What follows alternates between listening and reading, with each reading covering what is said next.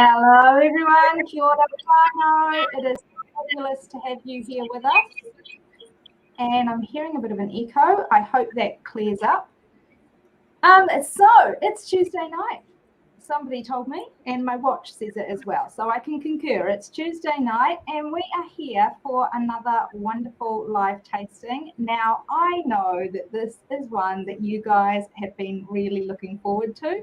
For all of you who have already seen Ricardo do a live tasting, I'm sorry, mate, I'm about to set you up, but Ricardo's pretty awesome. He was our absolute favorite live taster, and he set the bar really, really high right at the beginning.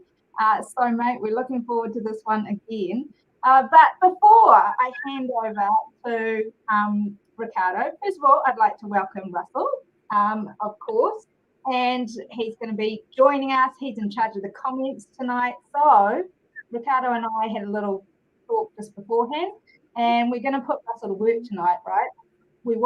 Is that right, Ricardo? We want the most comments that there's ever been on a live broadcast. Because we want to make sure that Russell, he gets some good practice in, right? Now, there's obviously a few things that you're going to need. And one of them is your tasting notes for this evening's gin, our lucky gin. Of course, you're going to need your gin bottle, as Russell's showing you. And we have got the yuzu tonic that is in your box as well this month, in the new cans, which I'm really loving, because I don't know whether you guys noticed, but there's actually an extra 30 ml in those cans than there is versus the bottle. Of course, you will need your tasting glass or whatever glass you are going to be drinking out of. And if you've got them still, you haven't cooked with them, these Sichuan peppers would be the little peppercorns that we sent in your box as your botanical this month. Would be great as well. So we're going to have a play around with them as well tonight. All right. And then all that is left to do is to sit back and relax and enjoy our little foray into the world of National Distillery Company again and Meow Gin tonight. So we're going to hand it over to you, Ricardo. Thank you. Thanks very much. It's a pleasure to be back. Where are we this evening, by the way, Ricardo? Because this is a different restaurant than you had us in from last time. Oh, this is one of our restaurants that we have in Paraparaumu Beach called Holla Grill. We've got Holla Mexican and Holla Grill. All your steak needs and all your favorite Mexican recipes downstairs as well. So today we're here to talk about Meow Lucky Gin. So I'll give you a bit of history on where it came from. So we were actually making either our first or second batches of verdigris with Joe and Dave in New Plymouth at Juno Gin. And we were messing around, Blair and I, and we were talking about, we spoke about what we wanted to make. We were talking about future recipes, and we were talking about recipes that we were going to come up with and what we were going to do. And we wanted to do an Asian-inspired gin because Napier is actually paired with a town called Lianyungang in the western provinces of China. And when they paired in the 1800s, the Chinese donated a bunch of ginkgo trees, and you see them up and down a few of the roads there in Napier. And when they're coming into autumn, when they go into autumn, they go this beautiful bright yellow, and they're just phenomenal. The trees are spectacular to look at, and not only are they spectacular to look at, they're a very spectacular tree. So they're the oldest species alive on this planet. They go back, and I've been doing a little bit more research just before this, but they go back over 220 million years on planet Earth. I know, and they've got all of these really wonderful health benefits, anti-anxiety, well-being, creativity, brain function, anti-inflammatories, powerful antioxidants, all of this thing. Now, I didn't know any of that when we came up with the concept. We just thought it was really cool that the tree was paired with was donated from a city in China. So we just wanted to make something that we could then eventually send over to China and have this story about how we're paired with Liang Yin Yang. So that's how it came about. And we wanted to use a bunch of different botanicals that we could get that represented East meets West kind of scenario. So, Cordula, I see that you're still in here. Lovely. I would say it is extra medicinal, but please do not take that to the doctor. Okay. So we wanted to use. You've got a little bit of a fan club going, Ricardo. I'm just going to bring you up. Really great to have you back again, says one of our members. Somebody's wishing you happy Movember. Yes, I am going to grow it. Yeah. I want to do a dirty Mexican one down to here, so it works. Oh yeah, we want photos of that. Cordula, of course, is welcoming you back as well. So awesome. So yeah, we wanted to use the ginkgo leaf, but we had to find you can buy it from our website www.nationaldistillery.nz. We wanted to use. Didn't even miss a beat there, people. That was just rolled off the tongue like that. So we also use Szechuan pepper, and quite wonderfully, the guys at Suggestion have sent those in your boxes. Because with that, you can make a lovely syrup with those. I'd only use about 50 grams into a liter of sugar syrup and just steep them after the syrup has boiled. So you get the fruitiness out of the pepper and a little bit of spice. And then you can add that into cocktails with the yuzu, with the Lucky Gin. So we will use Szechuan pepper, ginkgo leaf, and also yuzu lemon. Now, yuzu lemon is just amazing. It's citrus, but on a different level. It's through the stratosphere. They're quite gnarly and ugly to look at. They've got big, thick, aerated skins and pith, so they're quite hard to peel.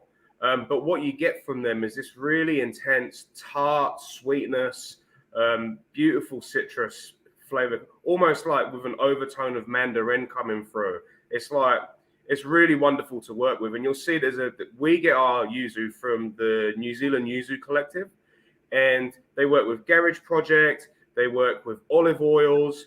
So we went to them pretty late in the piece. Now, we only made a limited amount of bottles this year because we could only get a certain amount of yuzu. I think we've done like 300 kilos or something was all that we could get.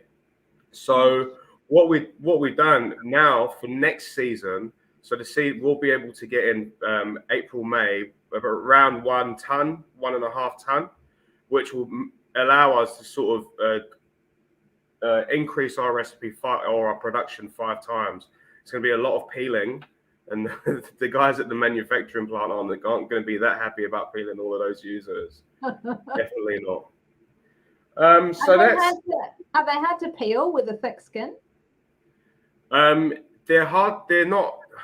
No, they're not hard to peel. You just have to have the right peeler. And we're just at the moment we're looking at getting a new peeling machine to handle the load that we're going to put through. Yeah. So that's where the idea came from. So it was just 2 mates talking about it, and we were talking about it and thought, let's do it.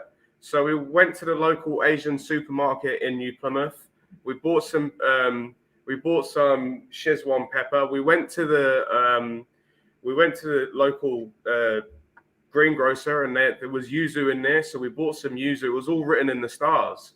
And then we went back and we made a London Dry, but based on a previous recipe that we've done that had already incorporated ginkgo, and we tinkered around a little bit. So then when we were waiting, we made 2 bottles of it, and I found the original bottle in the back, on the back of the shelf, and I was trying it, and we used so much Szechuan pepper that when you drank it, when I drank it, it was making my tongue go numb. It was brilliant. I just told Russell before that when I only first tried Szechuan pepper that day at Juno. I'd never tried anything like it before. and I couldn't really put anything to it other than when I was a child. We used to, every toy that I had, like the toy cars, you'd need those rectangle batteries, and I used to just put my tongue on it, and it would give me a little electric shock on my tongue, and that's what the Shizwan pepper was like. And I remember saying to Joe, I kept on doing it over and over. I just kept on going for it. It was really fascinating. But anyway, so Cordial is offering to peel in return for gin. There you go. Oh yeah, excellent. Well, we'll definitely need all hands on deck. Yeah, February, March, April next year. We'll definitely need a lot of peelers. Yeah. So yeah, that's how we came up with the concept. It was like most of our products. It was born over a conversation and a concept that Blair and I discussed at length, and then we just go for it, and we just try the ideas. They don't all work, but some of them come out really good. Really, really good. I think that, to be fair, I think the Meow for me is probably my favorite gin that we've created. It's wow, that's high praise. It is. Well, I mean, obviously, I love all of them, and I still think Verdigris is the pinnacle. But yeah, the Meow is really citrus. It's got a really beautiful savory note in the middle from the pepper. It's just super citrus, and I really love the style. And I love the playful brand that we created as well. Yeah, love it. Yeah, Ricardo, have you sent any to China? Given that any interest at all from Western China yet? You think? We've got we're actually just we're currently working on trademarking Meow Lucky Gin around the world. So that's a bit of a process. And we've got a few things that this is our first attempt at this product, and we believe that we've nailed the recipe. It's excellent. The branding is exactly what we wanted from that first conversation that we spoke about, but there are just a few things for us to take it from the brand that it is now to the brand that's that we're gonna be happy to send it around the world. But we definitely are. I mean, that's why we've done the 1.5 ton of yuzu 1.5 ton of yuzu for next year, so that we can, like I say, go 5 times, 6 times more than what we've done this year. Yeah, so right, limited with big Pardon? plans. Yes, yeah. Oh yeah. The thing is, Russell, is I've got big plans for everything that I do. Always. Right. So.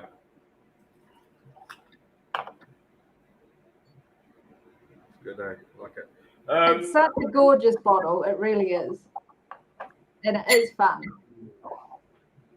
So you would have poured your gin, and straight away you get this really rich, unctuous lemon note coming straight at you. But then you're also getting pine still, because with all of the products that we make, everything that we do is we always veer in London dry style. So you're going to get a big, rich juniper piney note in there as well. So what's interesting is that it's not just when you're getting these flavors and these aromas through products, not just our products, any product, it's not just one thing. It's an amalgamation of all the ingredients, and it's an amalgamation of all the different points of different ingredients. So, for example, with the pine, we're not just getting pine from the juniper, but we're also getting a piney note from the Szechuan pepper as well. With the lemon note, obviously the yuzu is the key there, but also the coriander. Also, the ginkgo leaf gives out a little bit of lemony kind of scent. When you get a whole bunch of ginkgo leaves, and you really get in there, you can smell it. It's sublime. It's brilliant. So, this is a very citrus forward gin, but it's not necessarily just a lemon yuzu citrus. You're getting the coriander citrus, which also gives spice. You're also getting, like I said, the ginkgo citrus, which gives it this more of a dusty lemon. So you're getting different layers of lemon. I love it. I really Yeah, do. it has got, I can discern a couple of layers of that lemon kind of smell. So for me, there's that really lovely sweet lemon that's coming through, which I think is coming more from the yuzu. Would I be right? Yeah, and then definitely. I can definitely get that, I want to call it musty lemon on the nose, which is... And that'll be coriander and ginkgo. Yeah. And so there's a distinctive two for me. I can't get the third yet. I'll keep sniffing. So then when you try it, gosh, that's good. Blimey. When you try it, as with all of our gins, we've got this really lovely, viscous liquid. It's not flat. It coats your mouth. You're getting flavor everywhere. It's oily. It's slick. It's, you know, and you get this beautiful pine, lemon, spice, cardamom, cinnamon. It's all going on. Yeah, and then great. You get the spiciness right at the back of the throat, right? And then you'll also notice you're getting this like prickly kind of little tingy, you know, what's it called? The Szechuan pepper. Yeah. The what's it called? That's the technical Sorry, term. I haven't done one of these for a while because we haven't been able to do any of the big shows that we're meant to be doing. So my sort of face-to-face tastings and stuff have been few and far between. So I hope I'm doing all right. You're doing fine. It's come back to you really quickly, Ricardo. You're going great guns. Somebody said, oh, that might be Dot. Dot said she just chewed up a Sichuan peppercorn. Whoa. I hope it was just one. Don't do a bunch of them. Gosh, your mouth will be going for ages.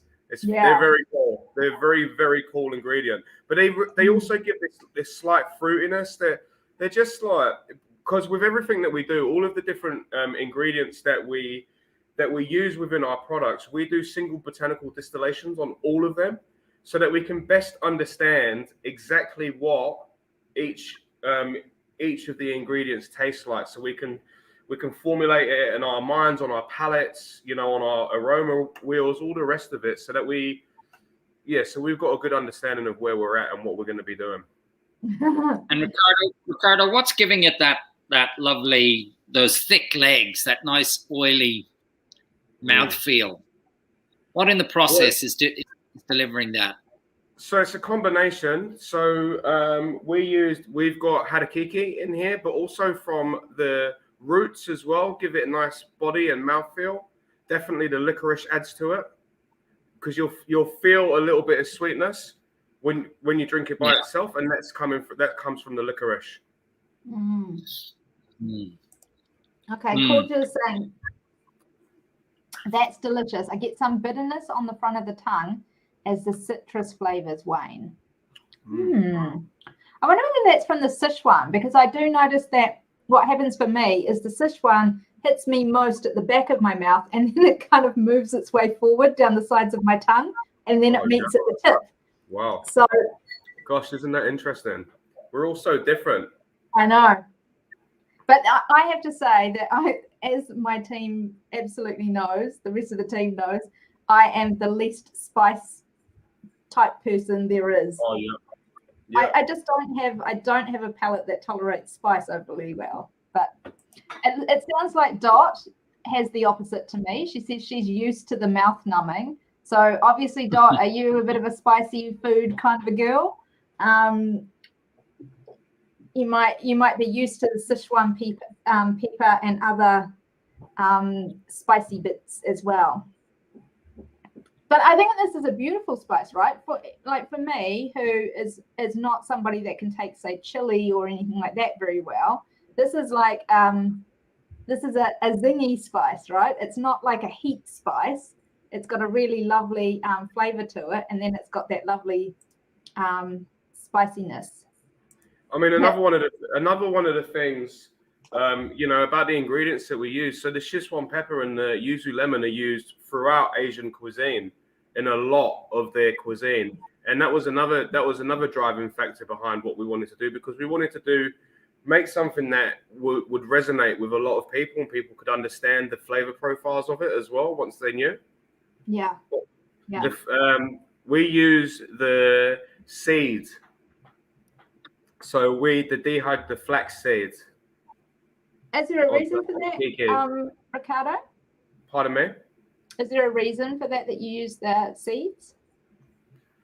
Because they've got we went, like I said, I mean, we went through a lot of different single botanical distillations, and we've distilled a lot of different things in our time in the 3 years that we've been going.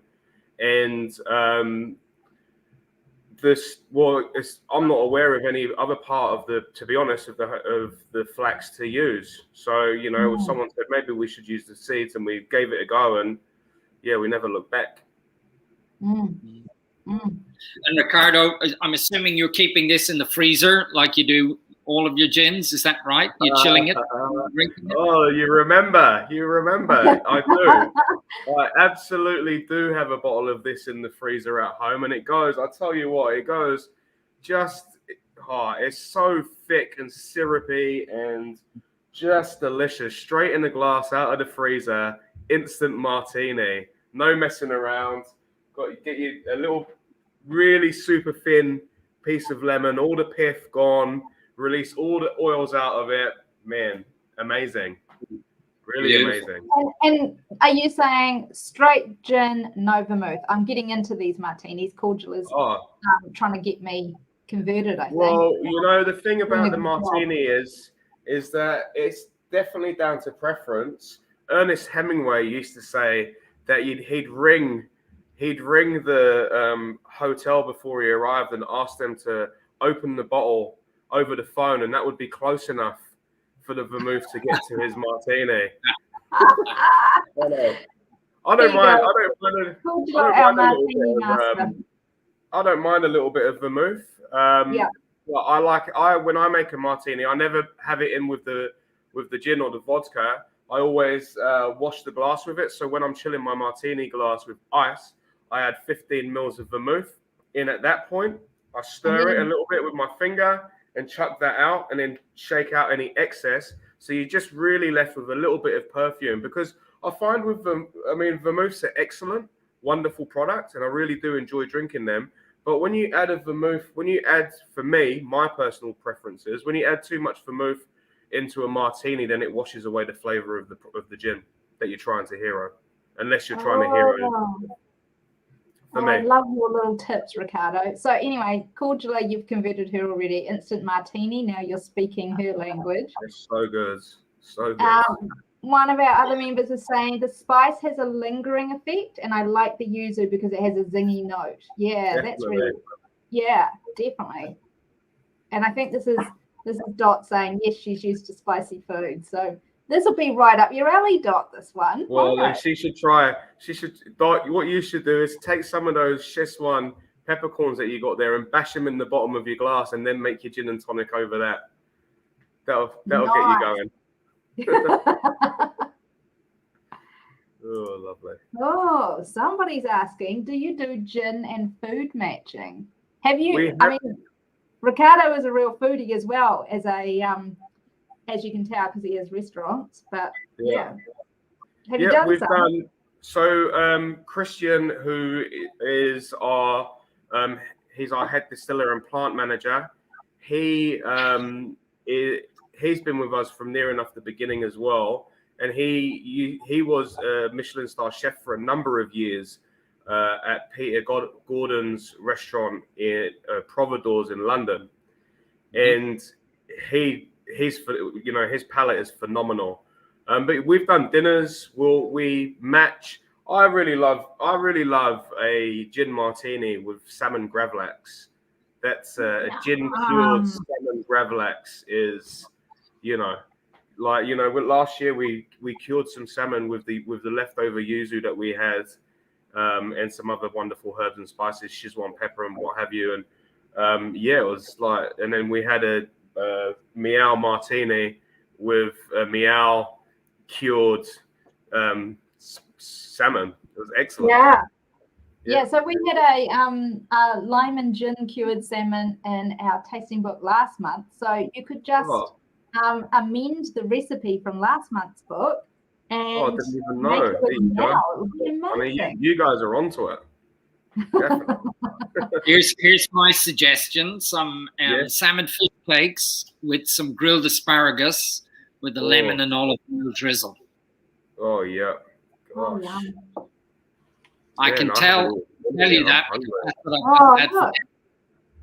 Someone's lucky. They've just had salmon pate with the Meow gin. So I bet that's amazing. Can we have a report, please, whoever that is? Please report back. How's that going for you? I think that would be amazing. Okay, Jenny, what are you sold on? Jenny's sold on something. Sold on the gin, sold on the martini, sold on the salmon plus gin, sold on the salmon plus gin plus martini. Hold on. I think Jenny's sold on the National Distillery Company. For sure.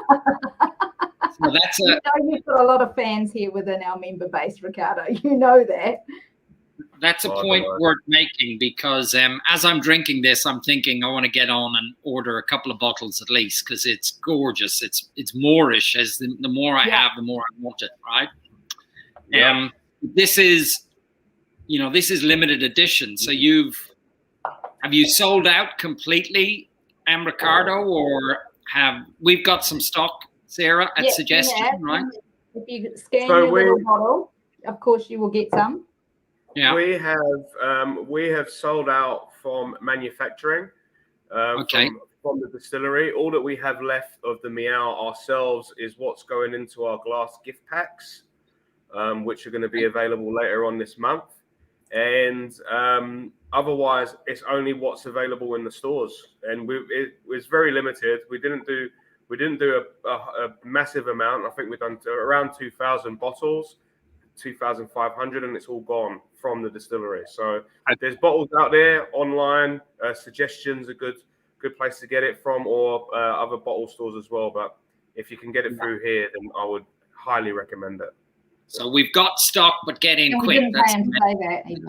That's it. Yes, we have stock. We have stock. It won't last long though, because what we have in stock is all we can get. So it seems to be the modus operandi at the moment. I'm sorry about that, but it is a case of if you want that gin, you have to get it. You have to jump in and get it. So Cordial is saying, the Sichuan pepper is an amazing addition. Yes, I think I'll have to experiment with the Meow and peppercorns in a spiced martini. Yes. Oh, yes. Yeah, definitely. That would be great. And somebody is a fan. We know we've got many fans among our members, but love the National Distillery gins. Absolutely. Yeah, so do I. Jenny's like, oh my God, do I leave the session to get the gin? Be right back. No, you can just do it whilst you're on the same call. It's fine. Okay, so what would you add to this, Ricardo? Like, loving it, absolutely neat, but would you add a mixer? Yeah, I mean, like I said the last time I was on, and like I say to everybody that I meet, that I just enjoy when people enjoy our products. I love it when people enjoy our products, and I love people choosing our products, and I'm greatly appreciative of people who choose to support us and buy our products.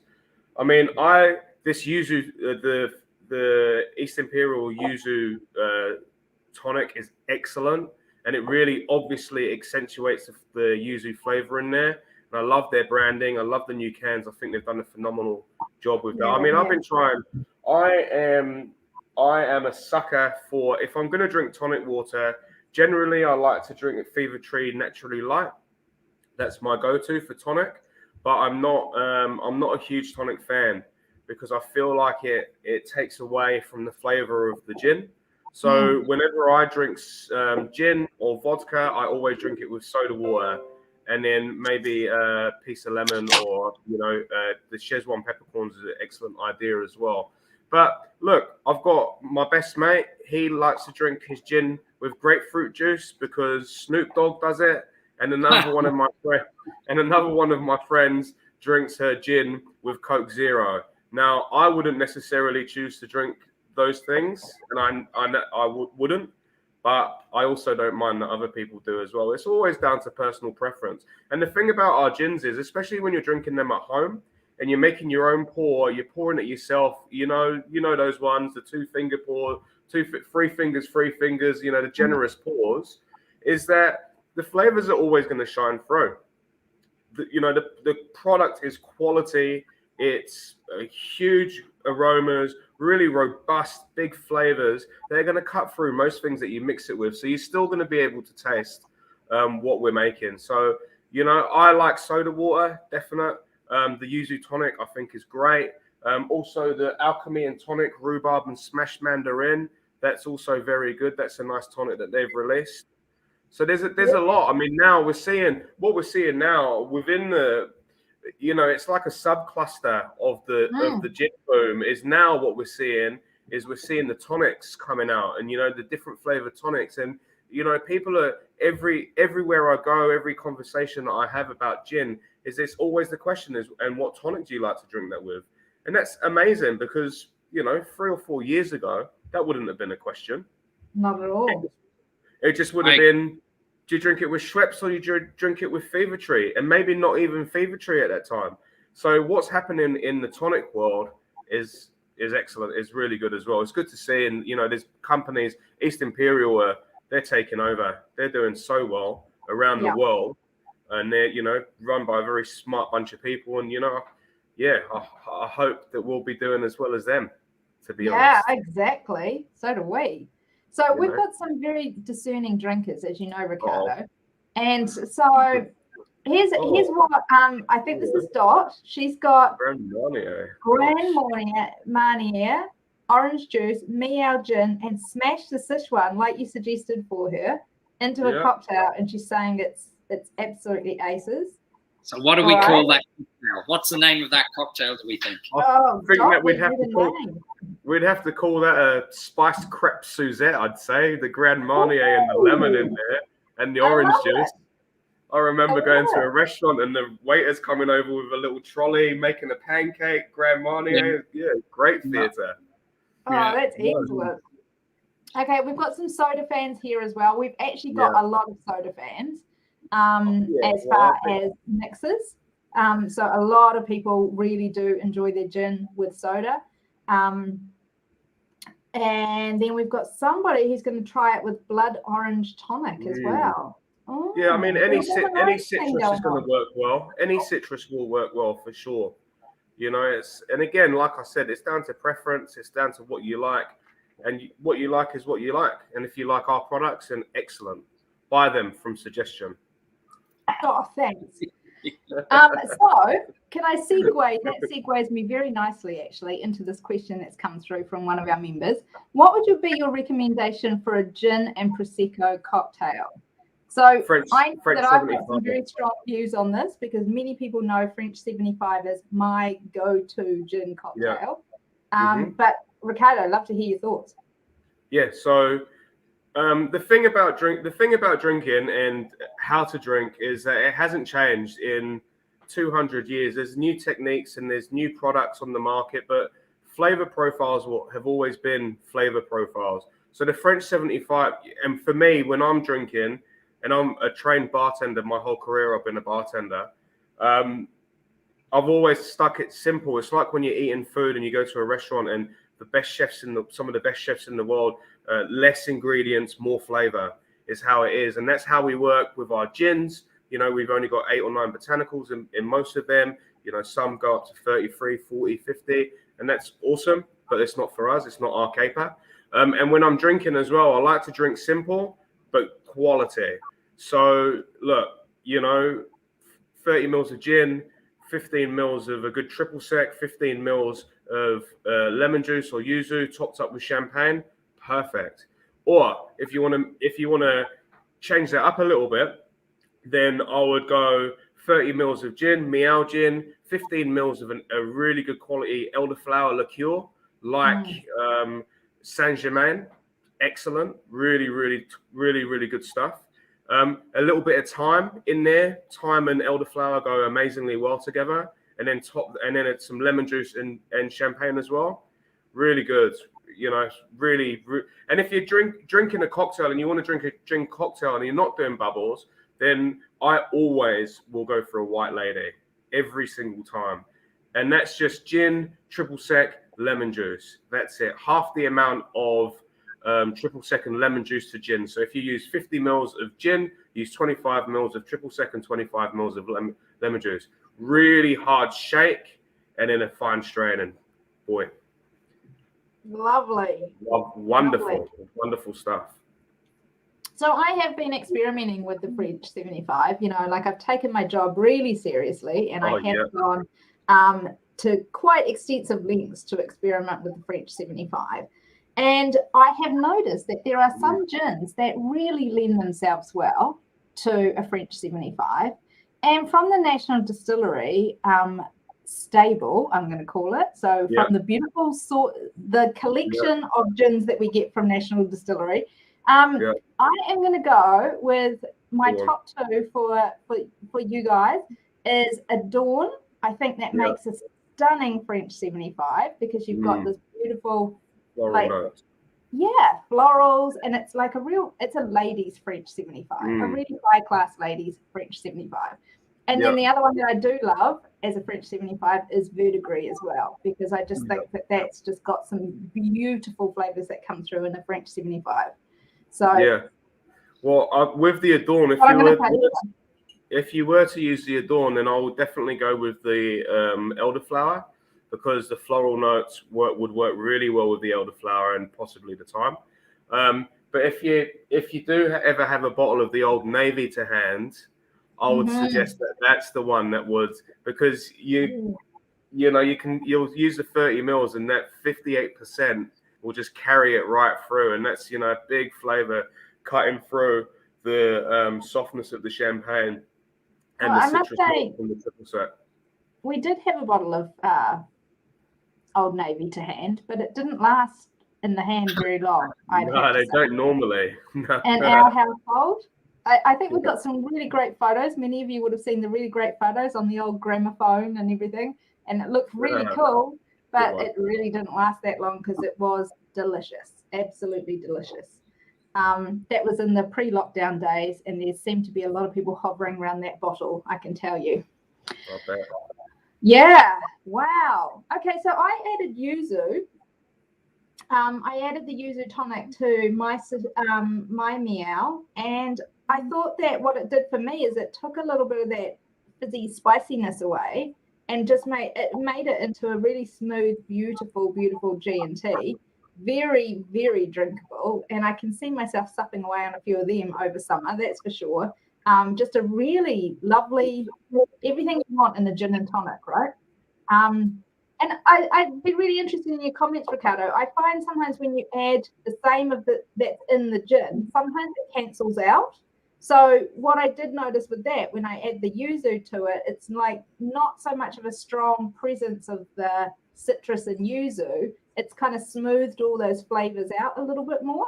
Do you find that when you add it to, like a tonic that has that flavor in it, or even just a slice of lemon or whatever as a botanical with your gin?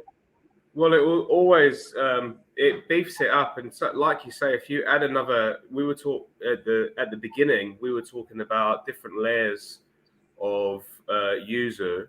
So then you add in a yuzu tonic, which gives it another layer of complexity. Which, quite right. You'd imagine that it would sort of balance it all out a little bit more as well. Okay, what's everybody else been drinking it with? Oh, that was lovely. Really lovely. I must admit, you guys at National Distillery, you spoil us because there's so many of your gins that I actually don't really want to drink with a mixer. I'm quite happy and quite content just sipping them. And I know you say put them in the freezer, but I have yet to be able to do that because I just like it just straight out of the bottle into the glass. Thanks very much. Like I don't even add ice. Yeah, I agree, Sarah. I just think it's fabulous drinking just on its own. I've had mine with 1 cube of ice, and I've resisted putting any tonic in until the last sip, and I stick by that. I think it's gorgeous, just so drinkable. Well, I appreciate that. It's I really do appreciate those comments. It's a testament to the quality that we've got. Yeah, I say. Yeah, without doubt. And I think, we've been doing a lot of corporate virtual tasting events, and they always ask, don't they, Russell? At the end of every one, there's invariably the question that is like, okay, what are your favorite gins? Which is one of the hardest questions that we can ever have, because we like so many of the New Zealand gins. Yeah. And so I've often answered by saying to them, it depends on what you like in a gin, right? I can't recommend you a gin unless you tell me like kind of what you like. And one of the ones that I have always said that in a blind tasting I would be able to taste is National Distillery. I think I would be able to name your gins, because you have created that really unique brand flavor, if you like, like as soon as this one arrived and we tasted it, I was like, there is no doubt in my mind that is National Distillery's gin. There is absolutely no doubt, because you have got that uniqueness. Is that really important to you? I mean, it's a good point, because we use a lot. We do use a lot of the sort of same base botanicals, but with our different gins, we're using different botanicals as well. And it's our London dry. We try and keep as close to our London dry as we can, but adding in different flavors, adding in different complexities. So they're completely different gins, but yeah, I mean, I can tell all of our gins. I'm not sure that they all taste the same, but I see where you're coming, similar, I mean, but I see where you're coming from for sure. But I mean, if you notice with our, we're tying in our brand with our labels. So the Verdigris, the Old Navy, the Native, and the New Zealand Dry as well. We've got all of them are in the NDC bowl. So we're sort of gearing ourselves towards that sort of platform where you think about other companies like, I don't know, Four Pillars, Manly Spirits. When you see their products on the shelves, and all of their product, are linked. So brand recognition is really important to us in New Zealand, and what we're working on at the moment here in New Zealand is we're working on it here so that we can emulate it around the world. And Ricardo, where around the world are people drinking your gin at the moment? So we are in Sydney. So we're in a couple of bars in Sydney, and we just got into a subscription box as well in Sydney. We're just about to do a campaign over there as well. We're in America, so we're in New York and Tennessee as well. And we're going to be in the UK in 2023, and hopefully a few other places in between. Far out. You guys don't muck around, right? Oh, yeah. Go hard and go home is what I like to do. That's my motto too. Yeah. Yeah, well, it's been a long road. Like I said before, I mean, we're only 3 years in. We're actually only 3 years in from original recipe development on the Verdigris. So actually, commercially, I think we're about 2 years in, and our goal and our ambition and our drive has always been to excel in New Zealand and take what we do in New Zealand and take it to the world and become a global company within our first 6 or 7 years. And we're doing that, and we're achieving things. We're still getting lots of good medals, and we're every step that we take and every market that we enter, we're getting closer to our dream. And we're just a couple of, well, there's more than just a couple of us, but Blair and I, we're just a couple of mates with a dream and a passion and drive to want to be good at what we do and make everyone proud of us. So that's what we're trying. Yeah, good on you. Cheers. Thank you. If you keep making gin like this, you'll be successful. There's no question. Yeah, I believe so. We already are. So Cordia was asking, is there any chance it might be available in mainland Europe sometime? So if you've got a contact, send it Ricardo's way. Yeah, definitely. We're currently working on a release of the Verdigris in March 2023 in England. We're just working on a sizable contract at the moment for that. And yeah, I mean, we will be going to Europe. But when we released, when we were pre-COVID, we had a decision to make whether or not we were going to go for Europe or we were going to go to America first. And we weighed up all of our different options, and we booked ourselves into both Vinexpo in Paris and Vinexpo in New York. And we waited until the last cutoff date to decide which way we were going to go. It was like, are we going to go left or are we going to go right? We decided that we were going to go to America, although it had a lot more restrictions and a lot more red tape to cut through. What it offered was the boom hadn't hit in America, whereas in the UK and across Europe, we're seeing a lot of gin. We're seeing a lot of really, there's a lot of companies in there at that time and now still. So we thought that we would try our luck in the Americas because we'd be able to, stand out amongst the crowd. Because when we went to America last year in March 2020 to Vinexpo, just before everything got cut off, shut down from COVID, everyone was telling us that gin wasn't a thing. They're saying gin isn't a thing, brown spirits, you guys are crazy. We were crazy because we were stood in New York, middle of winter, in this t-shirt, shorts and flip-flops. And everyone was saying gin wasn't a thing, and we were telling them, no, it is. Look at this. Look what's happening around the world. And lo and behold, a few months later, the same people that were telling us that it wasn't a thing were telling us it is a thing, and you guys are on. So yes, great. Anyway. That is so good. Yeah. Jackie Noble, nice to have you joining us this evening. I'm not too sure whether you are, I did see that you were heading your way to Wellington, so I'm not too sure whether you're in Wellington or you're joining us from Wanaka, but lovely having you. Jackie says, love that you do a few 200ml bottles as well. Great size to encourage the newbies and get them hooked. So yeah, National Distillery does a gift box, and you can get three 200mls, isn't it, Ricardo, in there? Yep. So we've got a gift box which has got the verdigris, Adorn, and the hemp in 3 200ml bottles. We've also we're about to release a 750 gift box with 750ml. You'll be able to choose from Meow, verdigris, and hemp, and that will come with 2 branded glasses as well. So with the NDC logo on the glasses, and we're also, sorry to lay all this down, Sarah, but we're also just about to do a Christmas special where we've got gin baubles. So we've got 6 50ml gin baubles in a gift box, and you'll be able to tie them on your tray. One of them is the spooky gin, one of them is the Adorn Rose, and one of them is the verdigris. So really beautiful colors, and you can pick and choose on Christmas Day. You might give it as a gift to someone, and they'll be able to drink 6 different gin and tonics off the tree, or or not even bother, whatever you like.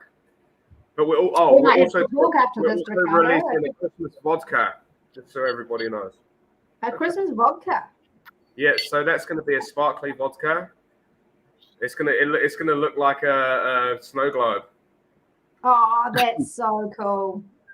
Okay, we are definitely going to have to talk because I want some of those those gin baubles. Yeah, for we are currently amassing a very big Christmas range. Yeah, and so we would love to have that as part of our Christmas range. No problem. No problem. Awesome. Okay, so let's just for a moment talk. I know we haven't got long to go, but let's just for a moment talk spooky gin, because you brought it up, and it was, that was a phenomenal kind of pop-up gin, right? That you did. Yeah. Like, just out of nowhere, we've just popped up with this spooky gin, and it kind of went crazy, which was very cool to see. Yeah, well, the thing about us, Sarah, and suggestion subscribers is that we're really trying to find our way in the craft spirits world, and to be a craft distillery, you have to look at this the shining beacon that is Garage Project in the craft beer world, and they're releasing some really out there flavors and some really wonderful things. And we're just trying to do the same and give the same sort of options to spirits drinkers. That's what we wanted to do. And the spooky gin was brought on. It was actually Shana does our social media. And she said, you know what would be really cool is that if we could do a spooky gin with a cat on the label and it could change color, and that would be the trick and the treat. And it got us all thinking. And then Blair was the one, Blair drove it forward. He'd previously done some work with some blue pea flower. And so we got to it, and it was awesome. I mean, the color that we got was exactly what we wanted to get. The color change was great, but even better than all of that is that the gin itself, classic London dry. It's a classic London dry, but just a little bit playful. That's it. And again, that was only a very limited release. There may still be a few bottles out there, so get into your local bottle stores to buy that, but otherwise it's all gone. And we're doing we're going to do the Christmas gin as vodka as well. So yeah, we're pushing it. We're really pushing it and there's going to be a lot of things that we do that are online only as well. So that not everything that we make is going to be available in the stores. It might be available through some online retailers and through our through our website, but not anything else. Like we're in the new year, we're going to do a limoncello, which is going to be really good. We're releasing a flavored range of vodkas and a lower cost gin as well. That's going to sit in the sort of $40 mark. Yeah. Wow. Really you are pushing the envelope with that one, my friend. Nah, I tell you, it's going to change. It's going to change the game, definitely. Well, because I was going to say your New Zealand Dry, that's quite new as well, isn't it? Yep. So we released that. We released the New Zealand Dry, full flavor, full taste, full aroma, less expensive than the sort of $74 to $79 mark that we're in at, or $94 mark that we're in at the moment. We wanted to get something that would sit below $70 and still taste great. With the next range of gin that we're going to do, that's going to be sitting at around $41.99, $42.99 on the shelf. We're pretty pumped about that actually. Off it. That is very cool. Oh, I know. So we do have the New Zealand Dry and the range on our website as well. We're pretty proud to have that as well, because that's not, like we had it, I think right at the beginning. So, we're pretty proud of that as well. Yep. And again, just giving that option for people in different price ranges to be able to enjoy National Distillery gin, which is because fabulous. At the end of the day, we want people to enjoy our products, and we want to find ways that we can have people enjoy our product. Because for me, I appreciate everybody as much as each other. So if you buy a bottle a week, I appreciate that a lot. But if you buy one bottle of a year because it's sitting in a price bracket that's too high, I appreciate that extremely as well, because every little helps, like Tesco says. So by us doing a lower price quality product that's going to sit at that sort of $40 mark when we release it, I think it means that we're going to be able to reach out to more of the gin consumers. Yeah, and I think, and like Team Whānau, I'd love your comments on this. I think that's one of the things that people often push up against as well in the New Zealand craft gin space, is they're used to all of their gins coming out of, say, England, mass-produced gins. They're coming out of England and they're sitting at a certain price level, and they're used to that. And then they see the New Zealand craft gin at a different price bracket, and they can't make that jump. And, that's been a big part of the work that we've done with suggestions. Certainly, that's been one of the hugest pieces, is for us to help people understand why there's a price difference. And honestly, Ricardo, if you've been on some of these virtual tastings that we've been doing with these corporates, oh man, has it made my heart sing? Because literally we get that question every single time. It's like, well, how come, how is this different to, like the Bombay Sapphires and stuff? And I say to them, what did you just drink? How is that different? You tell us. you know. When we say gin, they think we mean gin and tonic. Yeah. Yeah. You know? Yeah. Well, that's it. Is a lot of people actually enjoy the tonic that they drink more than the gin that they're drinking. That's a lot of the people. But I mean, Yeah. Or they say they don't like gin and tonic. Yeah, my father-in-law is. I mean, he's backed me all the way, and he believes. We drink Lion Brown together down the pub, and we have a chat about the world. But he told me when I first told him what I was doing and where how much it was going to cost and all the rest of it on the shelf. He told me that I was crazy and I wouldn't sell a bottle. He said, "You'll never sell a bottle." And this was when when we were bottling and labeling at the top of one of our restaurants and sort of hand delivering everything. And he said, people just won't buy it. And I was like, "Dave, it's going to happen, mate. Don't worry. You'll see. So then I told him how much we made from it last year, and he gave me a pat on the back and bought me a jug of Lion Brown. So that was nice. Father-in-law's great for boosting son-in-law's confidence, right? Yeah, mate. Yeah. His daughter's in safe hands. All right, Cordial's got a great question here. She says, "How are you able to sell the new one for so much less?" Gosh, the question on everyone's lips, Cordial. It's just through different distilling methods, and also with different recipes, using different botanicals as well. There's a lot of creative ways, and obviously it's lower margin for us as well, which means that we make less money from each unit. But we're committed. It's been by being really smart with the bottle that we've chosen, being really smart with the cap that we've chosen, the brand, how we've created the brand, the method that we've gone through with the brand, the labels that we're using, different paper, different designs, smaller. There's a lot. There's a lot of different ways that it can be done. So, and you guys have always put a lot of attention to all of those details. I remember, last time us talking about how you decided to go with a glass stopper in the top, and like all of those things, and why that was important to you. And it really shines through in your brand, without doubt. And I would still consider what we're doing. It's premium, definite, but it's not it's not the level of premium that the verdigris is, based on the stopper, based on the glass that we use, based on the labels that we use, the gold foil that we use, all of these things. But the product within the bottle, also we've been using our big still now, so we've got a lot more efficiency in what we produce. So we've got our 1,340 litre still operating, and it's it's singing. It's really singing, and we're getting in one distillation, we can get more than what we were getting within a week of distillations from our smaller stills. So we're scaling up, and because we're scaling up, we're able to pass that on. The efficiencies that we're saving, where we're saving on that as well, we're able to pass that on to the consumer.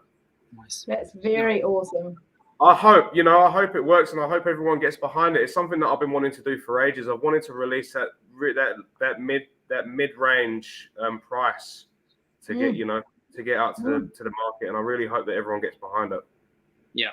Well, Jenny's saying that she's totally behind New Zealand gin, because she says of her 50 gins in her collection, only about 10 of them are from offshore. So 40 New Zealand gins. Well done, Jenny. Yeah, that's awesome. I'll tell you, there's some real quality in New Zealand. There's just some really out there, wonderful, imaginative artisans in this country, especially in the distilling world. I mean, what Ben is doing with Roots, amazing. Joe and Dave at Juno is just spectacular. Victor Gin from Matt at Thompson, amazing. Soren at 1919.